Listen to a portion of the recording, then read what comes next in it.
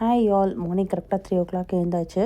நேற்று நைட்டு படுக்கிறப்பே கிட்டத்தட்ட 1:30 இருக்கும். ஹார்ட்லி ஒரு 1.5 to 2 hours தூக்கம் கிடச்சிருந்தா பெரிய விஷயம். 3 o'clock எழுந்து ஃபஸ்ட்டு நான் குளிச்சுட்டு நான் ரெடியானேன். பிரதித்தியை தான் அவள் பாவம் பயங்கர டயர்டாக இருந்தாள். 11:30க்கு அவளே முடியாமல் தூங்கிட்டா. பட் ஸ்டில் அவள் செம்ம டயர்டு. எழுப்பு எழுந்துக்கவே இல்லை. 3:30 ஆகிடுச்சு, கொஞ்சம் எழுந்துக்குமா அப்படின்னு சொல்லி எழுப்பி ஒரு 4:10க்கு வீட்டிலேருந்து கரெக்டாக கிளம்பிட்டோம் நாங்கள்.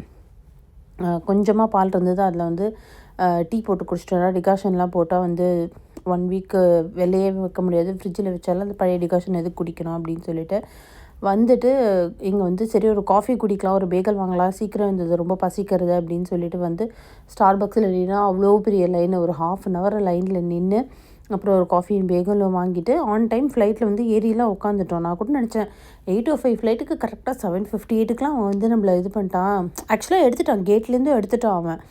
நான் நினச்சேன் ஓகே ஆன் டைம் போயிடுவோம் போல் அப்படின்னு பார்த்தா ரன்வே கிடைக்கலன்னு சொல்லி 1 hour வந்து ரன்வேலேயே நின்றுட்டு இருந்தாங்க.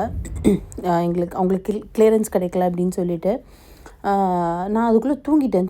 திடீர்னு முயற்சி பார்த்தா நான் டேக் ஆஃப் எல்லாம் இருக்குன்னு நினச்சேன். கார்த்திக் 1 hour ரன்வேல தான் நிற்குது, இன்னும் கிளியரன்ஸ் கிடைக்கலன்னு சொல்லிட்டு அப்படின்னாங்க. எனக்கு என்னென்னா நாங்கள் அடுத்து கனெக்டிங் புக் பண்ணியிருக்கிறதுக்கு வந்து டிலே ஆகிட போகிறதே அப்படின்னு சொல்லிட்டு நினச்சிட்டு இருந்தேன் நான். பட் தென் வந்து இறங்குனது வந்து ஒரு 1 hour டிலேயில் கிளம்புனாலும் ஒரு 1/2 hour டிலேயில் வந்து லேண்ட் பண்ணிட்டாங்க. நாங்கள் எந்த ஊருக்கு வந்திருக்கோன்னு பார்த்தீங்கன்னா சியாட்டில். இது வந்து இவ்வளோ பியூட்டிஃபுல்லாக இருக்கும் நான் வந்து எதிர்பார்க்கல. ஃப்ளைட்லேருந்து பார்க்குறப்ப அவ்வளோ நல்லா இருந்தது. அண்ட் யுனைடெடில் வந்துட்டு உங்களுக்கு ஸ்நாக்ஸு, ஜூஸு, தண்ணி இதெல்லாம் கொடுக்குறாங்க.